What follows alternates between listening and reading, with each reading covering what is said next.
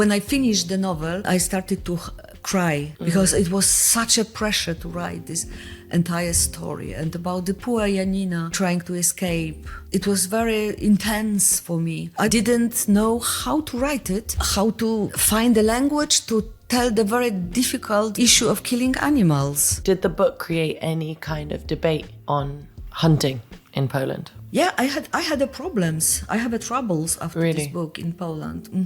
I have to admit, I don't have a therapist, but I have an astrologist. You could imagine that I found this storyline absolutely fascinating.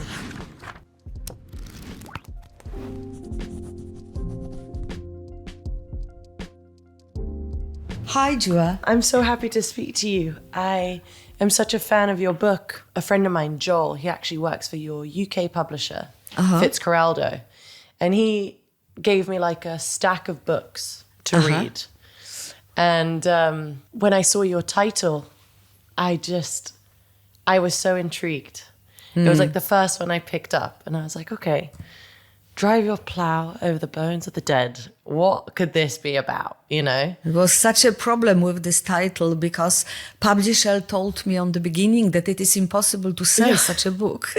Well, I read one of your interviews where you were like, oh, well, some people think it's just called Plow, but they're still buying it. So it worked out.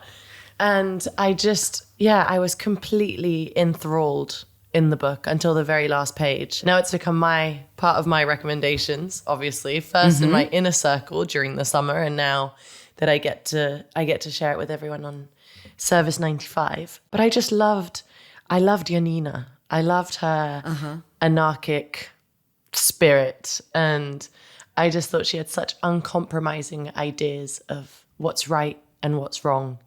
And you've also won the Nobel Prize for Literature in 2018 for your body of work, which includes, I think, 10 novels, as well as poetry and short stories. And you're my first Nobel laureate that I've spoken to on the book club. So I want to say I'm incredibly honored. Okay, let's start with the title of the book, because we touched on it a little bit. And it's taken from the 18th century English poet William Blake. And he's always had like a very revolutionary poetic vision, but this one's taken from the marriage of heaven and hell. And there are Blake quotes throughout. The characters are also translating Blake. And I was wondering what really drew you to him. So I looked up the marriage of heaven and hell, and it's so transgressive and almost hallucinogenic. Yes, exactly. And I could see some of his style and ideas mirrored in your book, and I'm just dying to know why Blake. Because Blake was quite important poet for my generation of readers. I mean, not for everybody living in Poland. You cannot imagine Poland as a readers of Blake, of course. But we, as a young people, we could read him in communist Poland as a anti-system, anti-establishment poet. It was revolution in it, not only in his position, but also he introduced a kind of mystery, a mystical metaphor into our sad, grey reality. I will say frankly that he was not widely read, rather remained a niche artist. He was strange enough to attract the minds of people contesting a given reality. So it was also a little bit politic, you know? That's funny. In the 90s, in my area where I live, there were 3 Blake translators living in my neighborhood. Funny. Oh, wow. Funny, isn't it? Yeah, that's such a crazy coincidence. Yeah. So that was all of them. There were people contestating.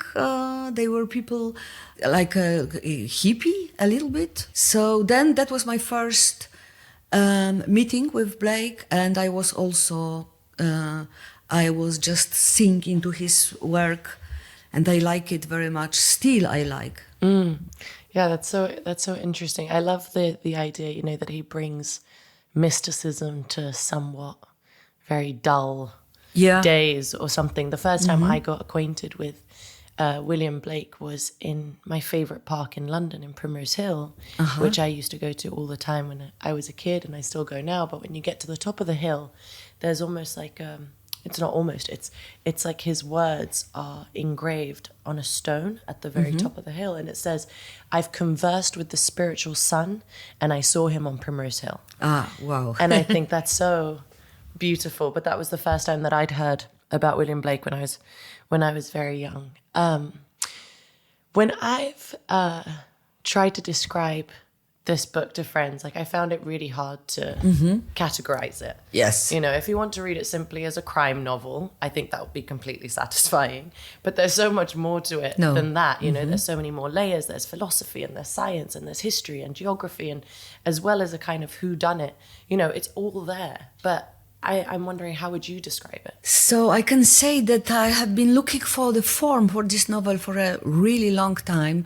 I had an idea, I had a story, I had a duszejko, but I still didn't know how to write it, how to find the language to tell the very difficult, very painful issues we have to deal as a human beings, the issue of killing animals.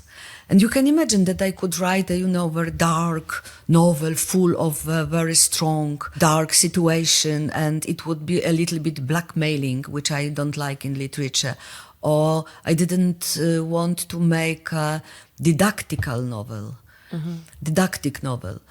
So I knew that the people will be reluctant to read such a book. We use defense mechanism not to know about what hurts us. Don't we? Totally. So this is the novel told from the point of view a crazy old woman, as you know, female protagonist participating in the events. And the book is formally a detective novel. So in an entertaining form of detective novel, readers slowly and slowly going closer and closer to this painful subject. When I finished the novel, at the time I was smoker still, so I go out on the balcony and started to smoke, and then I started to cry as well, because it was such a pressure to write this entire story and about the poor Janina, trying to escape. And it was very intense for me. One of the most intense novel, especially that I've completed this novel in 3-4 months. So wow. It was, Oh, wow. Yeah, I mean, I definitely want to talk more about how we treat animals and the importance of that in your book, for sure, because it's such a crucial part of it. But let's stay on Janina Duszejko for a second, because she's such a one-off. I've never come across a character like her. She's quirky, she's opinionated, she's very stuck in her ways. She's many ailments with a capital A. She's into astrology, and she'll talk about it to the police as though it's like an applied science that they should be using in their forensics. Then halfway through the novel, we learn that this eccentric old lady, which no one really takes seriously, is actually a bridge engineer in Syria. It's in that moment I was like, well, but of course she is. That was kind of like the realization that I was having as I was reading it. Where did this character Janina come from? I think that Janina is a version of ourselves when we will be old. Perhaps she is also a version of other people's personalities, like as well women and men. And for me, she embodies in herself kind of disagreement with the existing world. She's courageous and able to go against the tide. She's a citizen, which is very important for me, because she believes in the law and in the state. But when the law becomes immoral and harms the weakest beings, she is able to take matters into her own hands. So I like her a lot. She is a hero.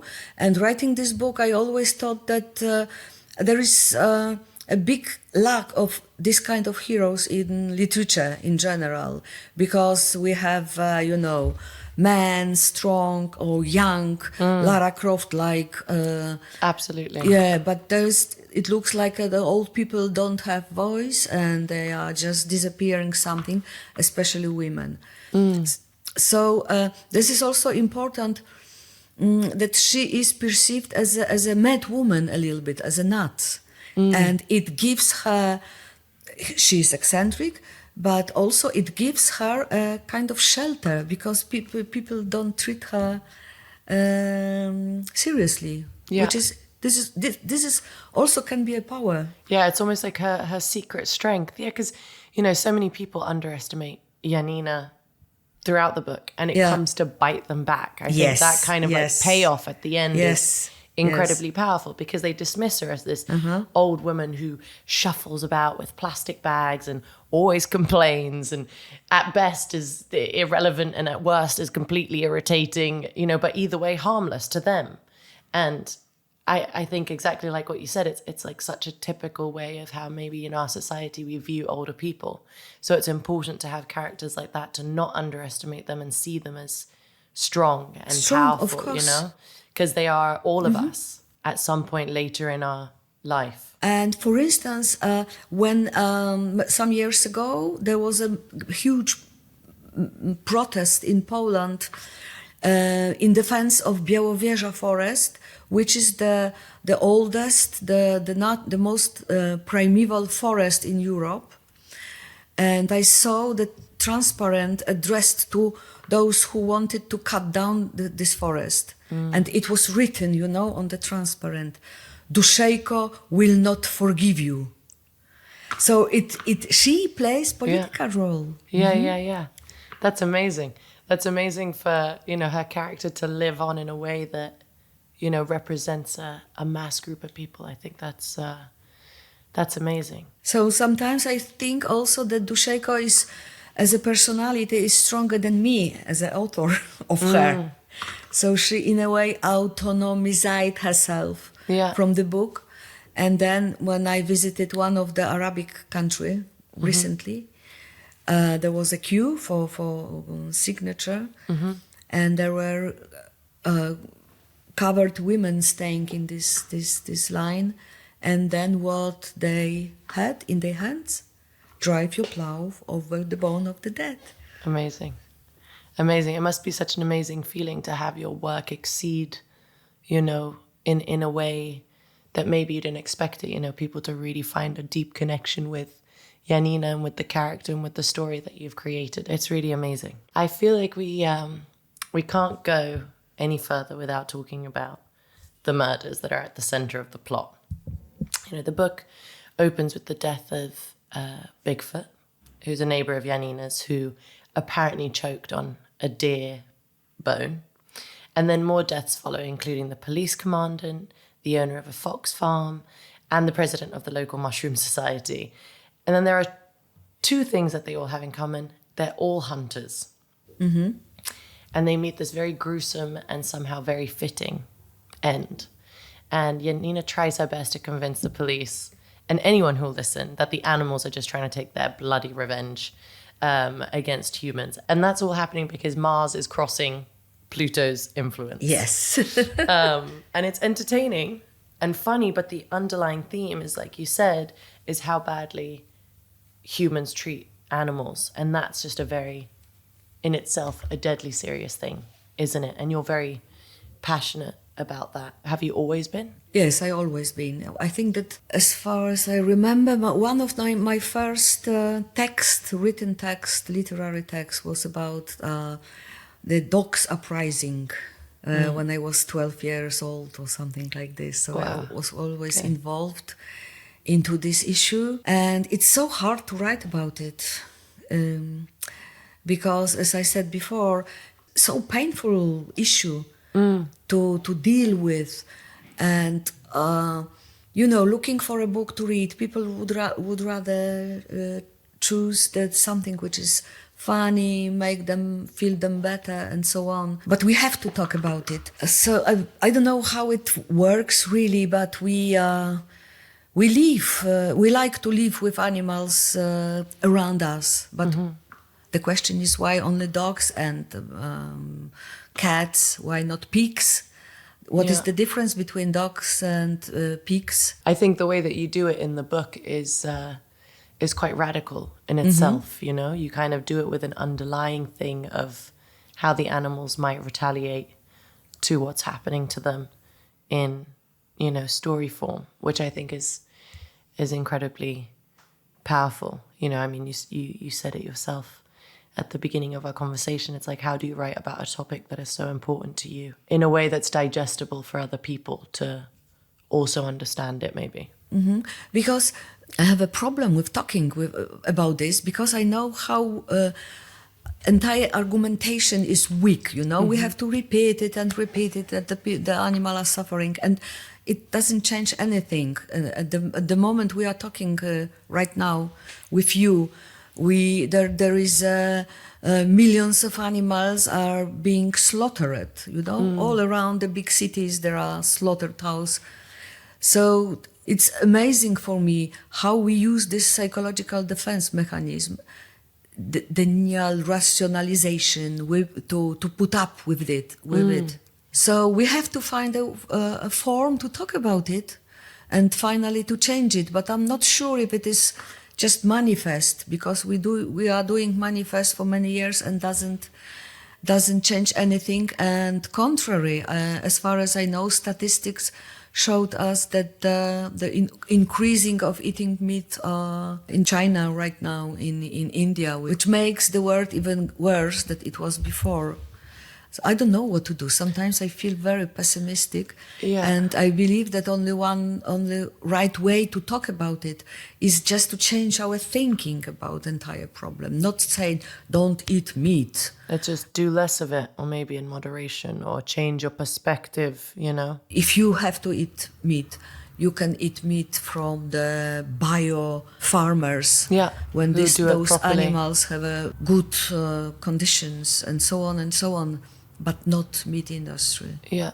And hunting for me is quite of the cruelest way to deal with animals, because there is no need to hunt. There is no need to hunt. We are not hungry anymore. I read in an interview where you said, you know, I decided to put into it animal rights as a story of dissenting citizens who realize that law is immoral and see how far they can go. How far do you think we should go in protesting, you know, when the law collides with basic morality? As a writer, I can tell you only that literature is a field, it's a space to train this kind of questions. So when the book was published in Poland, some my close friends who used to think like me, they told me that this book is going too far, and you have to that it can be understood by some people as a kind of showing the way how we should behave, but of course not. Of course not, because literature is like a training place. Like we have to exercise of all our ideas we have in our head, and it's a very safe place. So that's I like to use the language of literature to tell about the difficult issues. Yeah, I think it's incredibly powerful. The final death in the novel is Father Russell, and this is soon after he delivers a sermon praising hunters for doing God's work, and his body is found in his new church, which is also burnt to the ground. And this sermon is astonishingly immoral and hypocritical, that you almost think that it can't possibly be true. But what I was really fascinated with was the author's note on the back of your book, stating that this sermon is entirely made up of real sermons given by hunt chaplains in Poland. And that just completely blew me away. Did the book create any kind of debate on hunting in Poland? Of course, he did. It was such a strong, not even discussion, because the positions of two argumentation is so split it out from itself that I had a problems. I have a troubles after this Really? book in Poland. I must say, but they were later discussion about the changing the law, and this discussion in Poland is still has place, and because Polish people are mostly against hunting. In comparing with northern country like Norway, let's say, where nearly everybody is involved into hunting. Hunting. In Poland is not so obvious, and I think that the law will change because the people in Poland are rather supporting this idea to make hunting under stronger control, to put entire culture of hunting, because this is a culture, with singing, with drinking, with they have a special clothes and special language. Excellent book was published in Poland about the language of hunters, and the language tried to hide the cruelty of this procedure of hunting and killing. So for instance, the blood is called a color or farb, not blood. You know what I mean? So the language changing everything to create the image, which is quite nice, quite soft. So I think that my book is a part of this this changing the law in Poland. Yeah, I'm very amazing. proud of this. Amazing. This is also such a philosophical novel. It's also really warm-hearted, and something that really struck me is the friendships between what are, I guess, quite a group of outcasts. Janina, as we've discussed, she's got many quirks, and you've got Oddball, her monosyllabic and insular neighbor, Dizzy, who is a young and somewhat sensitive man whose friendship with Janina kind of centers around their shared love of Blake.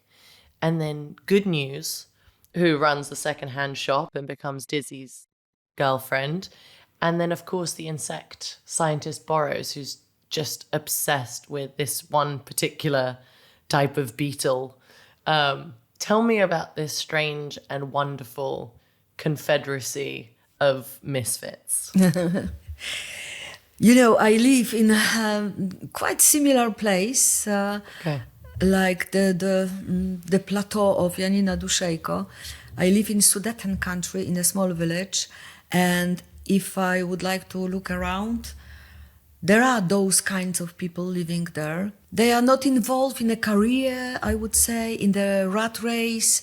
They have moved away from the Wrocław, from the bigger city. They have decided to live their own lives. Sometimes they are strange a little bit. Some of them simply didn't succeed. It's also true. For instance, I like especially Good News. This is the English name of her. Yeah? Good News. Yeah.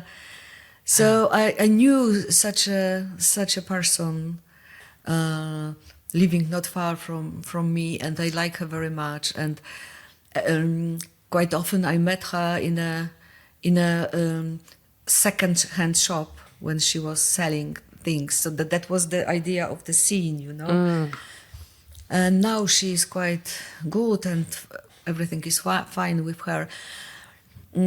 But of course, when I'm looking on the real character, I always try to take some of their features, not everything.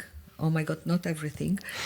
To protect them, and then to create from those details another character to the book.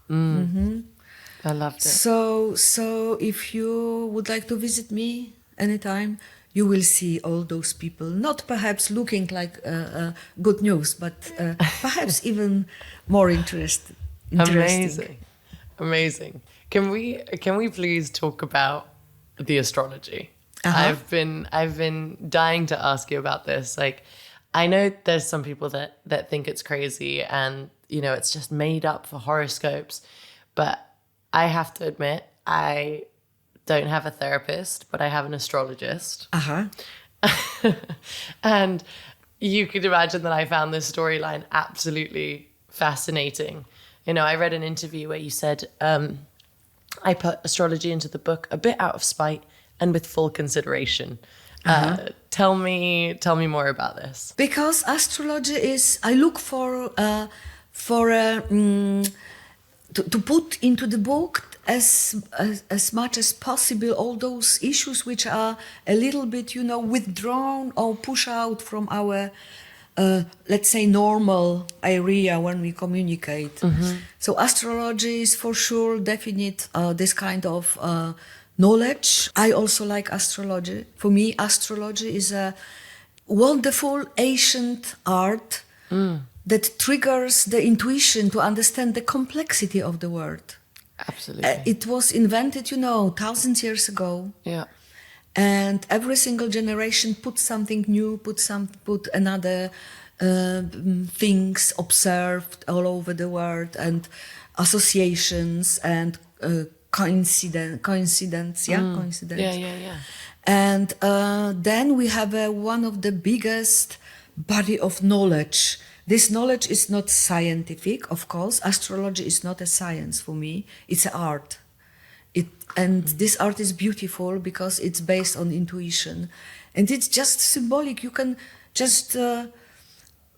I've read a lot of books about astrology. I like to use symbols to describe our nowadays lives, just human beings' life. And this is my type of thinking. I like it very much. I use it for my writing. It's very poetic.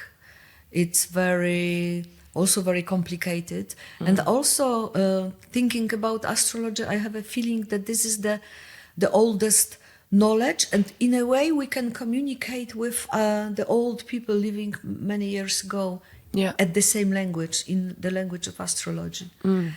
So of course I wouldn't use astrology for decide about my, I don't know, the healthy problems, or to decide to go to the hospital or not to go. It's totally perhaps no. Yes, it's more about like intuitive things, or just aligning you with maybe things that you have already been thinking about.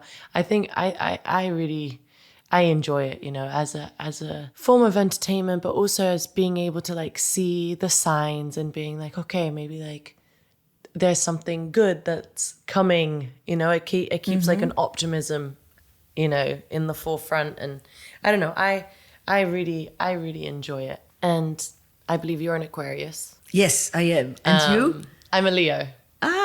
I'm a Leo, but Aquariuses are known for like being innovative and progressive and rebellious and humanitarian. Eccentric as well. And eccentric, and that sounds pretty perfect, And so I'm guessing you've had your own chart done. Yeah, of course. Cool. I have. And my son is Leo, so I know a little bit this sign as well. Nice. Yeah, it's fun. It's really fun. Olga, thank you so much for joining me today. This has just been absolutely wonderful to talk to you. But before you go, I wonder if you could tell me a bit about your new book, The Impusium, which came out in Poland in 2022, and it's just been translated into English. Yes. And I can't wait to read it. Can you tell me a bit about what we can expect? A little bit.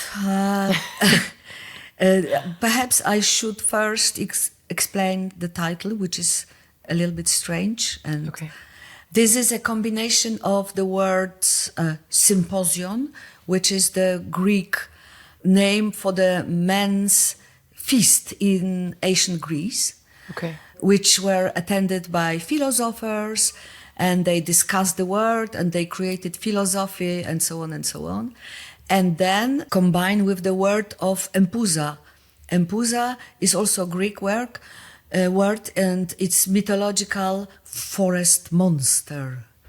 Empusion, like a monster symposium, I don't know, this is for the interpretation of readers. Formally speaking, it's a horror. It's a horror, and I hope you will be at least a little uneasy reading this book. And I decided to write a horror because the just after detective story, the next step would be the horror. The horror. Then I should write the science fiction for perhaps, I don't know. So as a matter of fact, this book deals with more serious issues than Forest Monster, I would say. Okay. I'm very intrigued. I'm looking forward to that. Thank you again so much for this, Olga. Like I've been so looking forward to this conversation, and it's everything I hoped for. And also I just wanted to say thank you also so much for your other contributions to Service95 Book Club. You've given us a reading list, a playlist, and you've done a very special reading for us of Drive Your Plow.